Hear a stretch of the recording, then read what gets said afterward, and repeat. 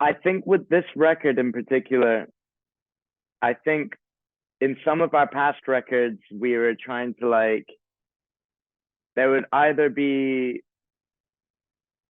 how do I describe this?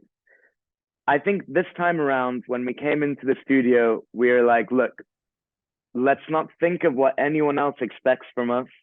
Let's not think of what radio would want us to play, what our fans want. Let's just make the exact fucking album that we want to make.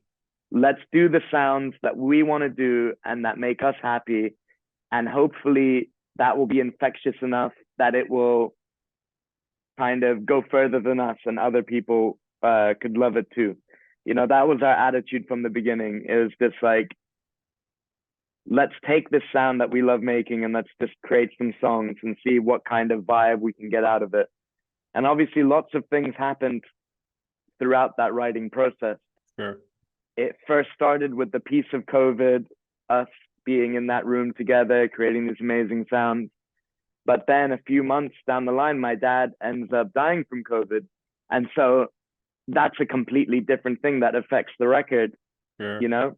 And I'm having to go back to Bahrain, getting hit by this sun, physical sun, and grief, and then coming back and taking all of that and putting it into the record, as well as everyone else's everyday experiences. There were lots of things influencing the record, is what I'm trying to say. Was that difficult? I mean, it must have been difficult, but I can imagine the fact that you have music as an outlet in a way. Did it help kind of dealing with the grief, and the fact that you were in that process, did that help? Oh, completely. Music has always been a form of therapy for me, for sure, 100%. Anytime I'm going through shit, when I'm doing music and I'm immersed into it, it's letting it out, you know? All my grief and stuff, that's all there on the record. It was my way of getting it all out of me, even though it's still in me. So much of it was vented out of me and inserted into that record. And that was even like a year down the line, 2 years after my dad died, that was still being pumped through. I remember when we recorded the album in Atlanta, one of the final songs on the album, Eastern Cowboys, it's a tribute to my dad. Okay. And when I did the final vocal for it in studio, the only people there was me, the producer, Ben Allen, and his assistant, Ben Ette. And I remember doing that final vocal and pushing my vocal to the extreme of where it can go. Getting all that emotion out of me. And I'd never done that in previous records before. It felt like such a cathartic experience. And when I sang that last vocal, I literally dropped to my knees and burst into tears. And that I hadn't cried about it in like a year. But that goes to show you how music can kind of bring those emotions out. And there was this really sweet moment where all three of us were just kind of hugging. And Ben Allen, the producer, was like, that's one of the most beautiful things I've ever seen while producing an album.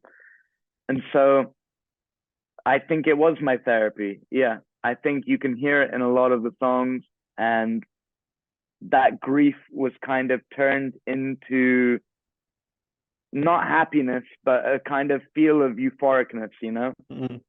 The album was never meant to be a sad album. It's meant to be a celebration of life, a celebration of my dad, who was this larger than life character. And so I think a lot of that seeps its way through. Oh, that's amazing to hear. And yeah, that sounds like a beautiful moment. And you can hear it in the song. Eastern Cowboy is one of my favorites as well. And I suppose the whole album title, Head of Pomegranate, is also kind of a reference to your father, right?